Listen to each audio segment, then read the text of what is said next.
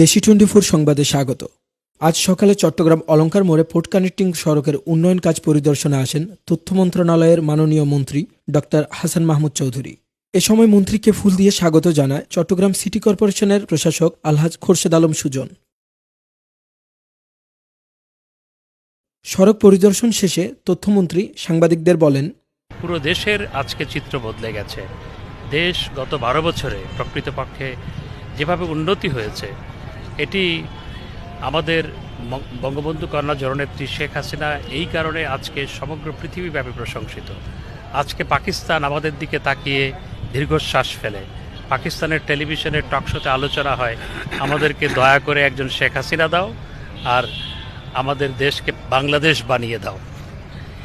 আর ভারতের বিভিন্ন টেলিভিশন টকশোতে ব্যাপক আলোচনা হয়, বাংলাদেশ শেখ হাসিনার নেতৃত্বে ভারতকেও জিডিপি গ্রোথ রেটের ক্ষেত্রে এবং মাথাপিছু আয়ের ক্ষেত্রে ছাড়িয়ে যাচ্ছে।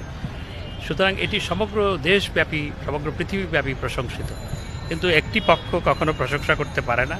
আপনারা দেখতে পাবেন প্রতিদিন আপনার মির্জা ফখরুল ইসলাম আলমগীর সাহেব, তাদের দলের অন্যান্য নেতৃবৃন্দ আর কিছু কিছু বুদ্ধিজীবী হিসেবে পরিচিত, তাদের বুদ্ধি আছে, কিন্তু আমাদের সরকার সম্পর্কে বলার সময় তাদের বুদ্ধি কেন লোপ পায় সেটি আমি বুঝতে পারি না।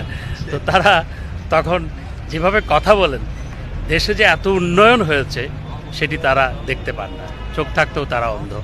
আমি নতুন বছরে আমার প্রত্যাশা থাকবে তাদের চোখটা অন্ধের মতো কাজ করবে না, চোখ যে আছে, চোখ খুলে তারা এই সমস্ত বিষয় দেখবে। বিএনপি বরাবরই যে কোনো নির্বাচন আসলে এই অভিযোগের বাক্স খুলেই বসে। এটা তাদের চিরচারিত নিয়ম। যে কোনো নির্বাচনে যে অনেকগুলো নির্বাচনে, স্থানীয় সরকার নির্বাচনে তারা জয়লাভ করেছে। জয়লাভ করার আগ মুহূর্ত পর্যন্ত নানা অভিযোগ দিয়েছে, যেই জয়লাভ করেছে তাদের মুখটা বন্ধ হয়ে গেছে। সুতরাং এই অভিযোগের বাক্স খুলে বসা এবং অভিযোগ করা এটি তাদের অভ্যাসগত।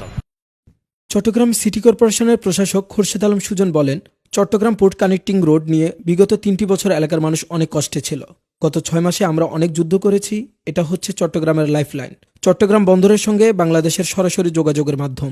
প্রধানমন্ত্রীর অগ্রাধিকার তালিকার মধ্যে এটি অন্যতম। এটা নিয়ে গোটা দেশ উদ্বিগ্ন ছিল।